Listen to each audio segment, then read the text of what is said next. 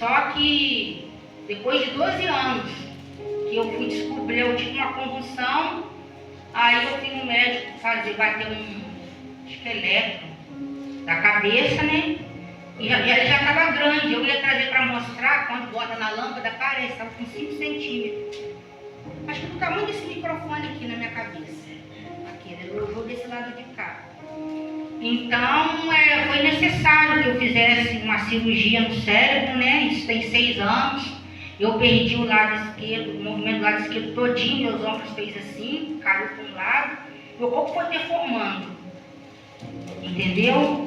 E graças a Deus, né? Foi 7 meses para conseguir uma cirurgia lá no Rio, mas nós conseguimos tudo de graça.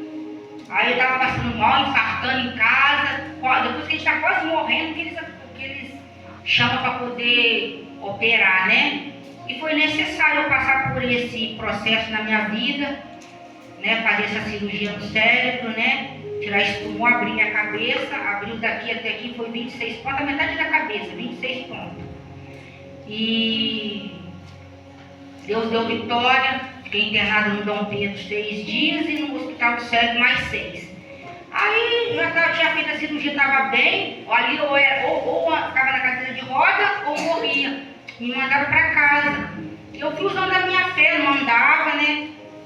Não andava mais, só na cadeira de roda, minha perna já estava atrofiando. E eu já não andava mais. Mas eu fui usando a minha fé, fui orando ao Senhor, fui clamando. Para mim andar, eu tinha que levantar do sofá, segurar na mesa, da mesa eu ia para a estante, da estante eu ia para a parede, até chegar no banheiro. Aí comecei a tomar banho sozinha, depois de 2 meses eu comecei a tomar banho, meu cabelo eu tive que cortar, porque passava alisante, e ele foi arrebentando, né? Meu cabelo era de progressivo. Cortei o cabelo pequenininho, e também para cuidar, né, da cirurgia, que foi muito doloroso, igreja. Não foi fácil. Agora você me pergunta, por que Deus permitiu? Por causa da desobediência. Ah, você estava pecando, irmã, fornicando, adulterando? Não, era casada direitinho. Nunca traí meu esposo, fiquei 20 anos. Mas está gravando, mas eu vou falar, né? Eu não posso mentir. Mas ele não foi um bom esposo. Para mim, eu não aguentei mais. Falei, Jesus, não aguento mais. 20 anos, não aguento mais. Casamento não é brincadeira. Ganhei ele para Jesus, mas ele via com o pé na igreja do mundo.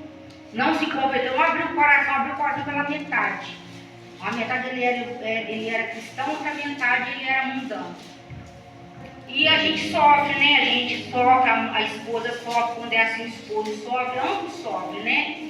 Tem uns que dá para relevar, mas eu fui até onde Deus permitiu. Deus começou a falar que ia tirar da minha vida, porque viu que depois daquela cirurgia eu já não estava aguentando mais.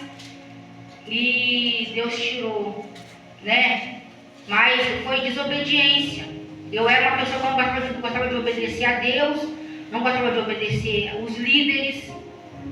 E Deus permitiu, depois de 12 anos, você vê, eu caí, depois de 12 anos Deus permitiu aquilo, tudo é da permissão de Deus. Na minha e na tua vida só acontece se Deus permitir. Entendeu? E Deus revelou que Deus estava me quebrando todinha por conta daquilo ali.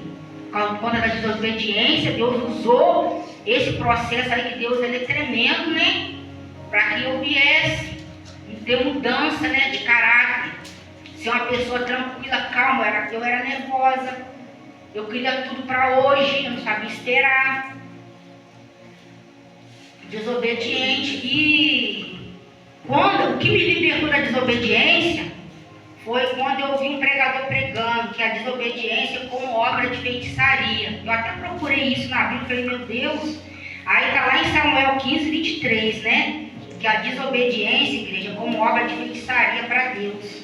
Quando nós não obedecemos, né? É como obra de feitiçaria. Deus quer que nós obedecemos ao Senhor. Quer que nós obedecemos o nosso líder. Quer que nós obedecemos o nosso irmão.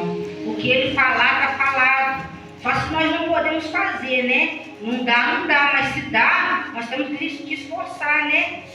Para poder obedecer. Porque senão as coisas começam a paralisar na minha, na sua vida, as coisas não andam. Talvez essa porta não abriu, talvez essa enfermidade não foi curada. curada, porque você não está obedecendo ao Senhor, eu não estou obedecendo ao Senhor. Então é necessário, a obediência ao Senhor é uma coisa tremenda. Então eu tive que passar por esse processo para obedecer ao Senhor, para aprender, como castigo, né? Deus ele ama, mas Deus ele castiga sim. Quando ele vê que ele está falando, não está tendo jeito, não está tendo objetivo, ele entra com a maneira dele de trabalhar. Agora, aí vai depender de mim ou de você, se nós vamos querer obedecer ou não. Falei, não, Senhor, agora não chega.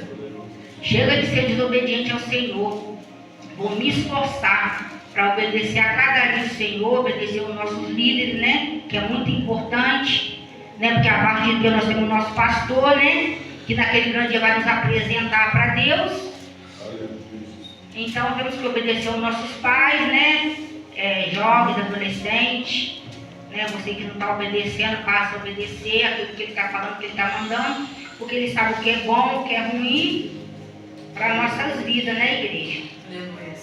E é isso que eu tenho para falar nessa noite, né? Foi a palavra que Deus me deu, né? Que nós devemos obedecer, não viemos ser como Jonas, né? Desobediente.